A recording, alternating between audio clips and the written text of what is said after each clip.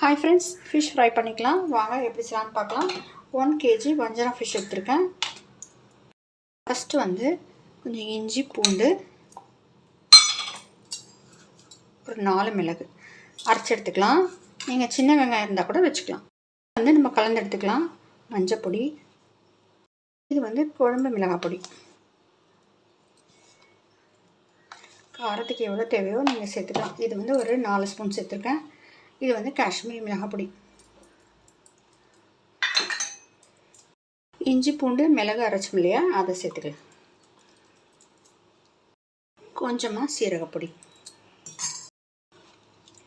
அரிசி மாவு, இல்லைனா நீங்கள் கார்ன்ஃப்ளவர் மாவு கூட சேர்த்துக்கலாம். மைதா மாவு சேர்த்துக்கலாம். ஒரு லெமன் பிழிஞ்சு எடுத்துக்கோங்க. ஏன்னா வந்து நிறைய ஃபிஷ் இருக்குது, 1 kg ஃபிஷ் இருக்குது. இன்னொரு ½ பிழிஞ்சு எடுத்துக்கலாம். ஆயில் கொஞ்சம் சேர்த்துக்கலாம். தண்ணி வந்து கொஞ்சம் கொஞ்சமாக சேர்த்துக்கலாம். ஃபிஷ்ஷுக்கு தேவையான சால்ட்டு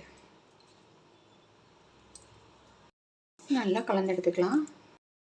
ஒரு ½ hour வந்து நம்ம மேரினேட் பண்ணி வச்சிடலாம்.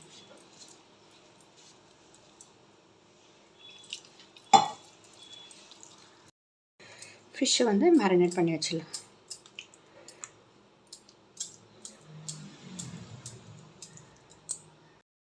இது மாதிரி மேரினேட் பண்ணி வச்சிடலாம். ஒரு ½ hour 1 hour இருந்தால் கூட நல்லா தான் இருக்கும். இது வந்து நான் ½ hour வைக்கிறேன். ½ hourக்கு பிறகு நம்ம பார்க்கலாம். வந்து ஆயில் விட்டுட்டு நம்ம வந்து ஃப்ரை பண்ணிடலாம். ½ hourக்கு மேலே ஆகிடுச்சு. திருப்பக்கூடாது. ஒரு 2 minutes கழித்து திருப்பலாம். இன்னும் திருப்பி போடலாம்.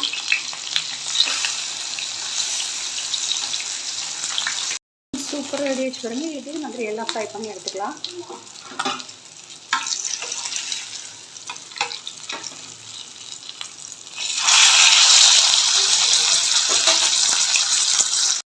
ஃப்ரெண்ட்ஸ், சூப்பராக அருமையாக ரெடி ஆகிடுச்சு. நீங்கள் இந்த மாதிரி ஃப்ரை பண்ணி பாருங்கள் இந்த மெத்தடில். அதுக்கப்புறம் வந்து